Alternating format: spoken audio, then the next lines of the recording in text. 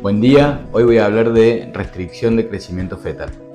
La restricción de crecimiento fetal es una situación en la cual un feto no puede conseguir su potencial genético de crecimiento. O sea, en el ADN de un ser humano está codificado cuánto va a pesar, cuánto va a medir, entre otras cosas. Obviamente que el ADN es el que codifica toda la información de las características externas e internas de un ser humano. Entonces, por definición, la restricción de crecimiento fetal es cuando un bebé o un feto no puede conseguir su máximo potencial de crecimiento. No hay ninguna manera, de desarmar la hebra de ADN y investigar o averiguar cuánto debería pesar ese feto. Entonces lo que se hace es utilizar curvas de crecimiento comparando a miles de fetos en esa misma edad gestacional y armando curvas de población donde está la mayoría de los fetos de esa edad y los extremos hacia abajo cuando el peso es bajo o hacia arriba cuando el peso es demasiado. Entonces a ese crecimiento se lo percentila desde el 0 hasta el 100 y los fetos que están alrededor del percentilo 50 serían los más normales, que eso no significa que sean sanos, y los fetos que están por debajo del percentilo 10 serían los que están por debajo del peso esperado para esa edad gestacional. Hay básicamente dos momentos en el embarazo donde se puede instaurar la restricción del crecimiento fetal. En la primera mitad del embarazo, los fetos crecen por duplicación celular, o sea, el embrión crece porque va duplicando las células permanentemente. La tasa de duplicación es muy alta y alrededor de la mitad del embarazo esa tasa de duplicación se debería frenar. Si un embarazo creciera a la misma velocidad desde el inicio de la concepción, a los 9 meses de embarazo pesaría 100 kilos, por ejemplo. Entonces ninguna mamá lo podría tolerar. Entonces al principio del embarazo, un embrión y luego un feto va a crecer por duplicación celular. Y después, en la segunda mitad del embarazo, ese feto va a empezar a hacer crecer cada una de esas células. En la primera mitad del embarazo y a la duplicación celular se le llama hiperplasia, y en la segunda mitad del embarazo y al crecimiento celular se le llama hipertrofia. Entonces las causas de la restricción de crecimiento son diferentes.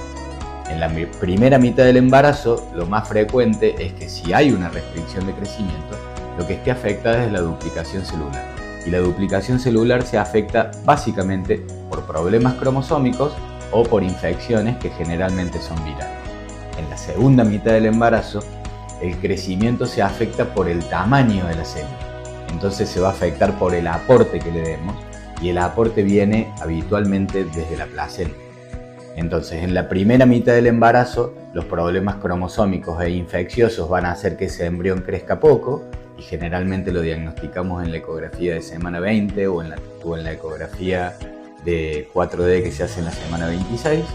Y en la restricción de crecimiento fetal tardío, o sea, en la segunda mitad del embarazo, se diagnostica un poco después, alrededor de la semana 30 o 32.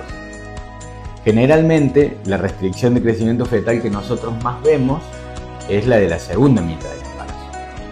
Es la que se debe a hipertensión, la que se debe a preeclampsia, la que se debe a hábitos tóxicos.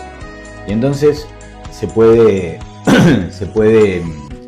investigar la causa de la restricción en relación a la historia clínica de esa mamá.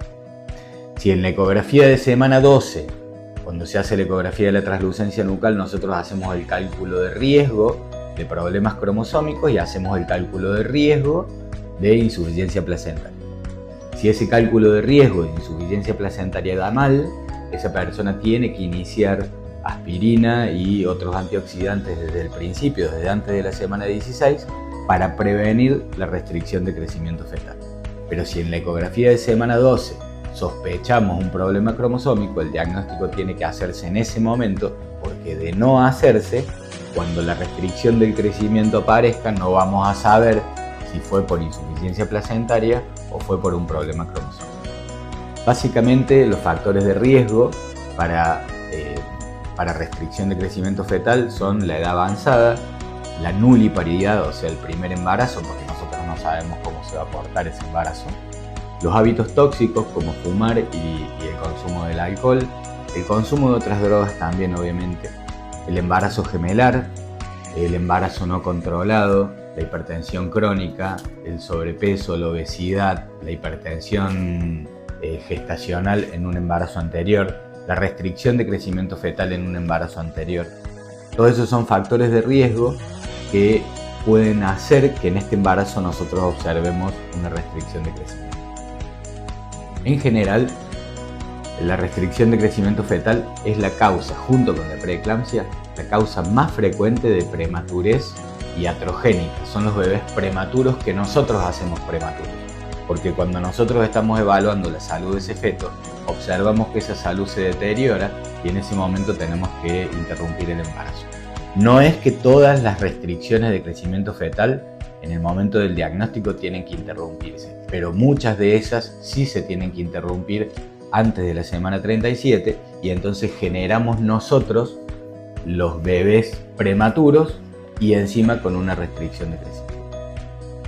En el mundo, hoy en los países desarrollados, afecta más o menos al 8% de los embarazos, pero en los países en vía de desarrollo y en los países o en sectores más vulnerables, incluso en ciudades que tienen buena atención médica, algunas veces afecta hasta el 30%. Es muy importante porque el tamaño del bebé sí importa. El bebé que nace restringido, el bebé que nace con bajo peso, tiene más riesgo, inmediatamente apenas nace, tiene más riesgo de tener distrés respiratorio, o sea, problemas respiratorios, más riesgo para alimentarse, tiene más posibilidades de hacer hipoglucemia apenas nace, pero a lo largo de su vida está asociado con trastornos del aprendizaje, también está asociado con trastornos metabólicos como diabetes y sobrepeso, y alrededor de los 40 o 50 años hay un aumento de posibilidades de enfermedades cardiovasculares e hipertensión. Por eso es bien importante, es una de las situaciones más frecuentes en nuestros embarazos, de las situaciones patológicas de nuestros embarazos, junto con preeclampsia y con diabetes gestacional es lo más común y hay forma de prevenirlo, hay forma de estimar el riesgo y si el riesgo es elevado se justifica la utilización de algunos medicamentos como la aspirina. Por eso los insto a los pacientes a que hagan consulta preconcepcional, a los médicos a que se formen en este tema para poder instaurar los tratamientos preventivos de manera adecuada. Que tengan un buen día.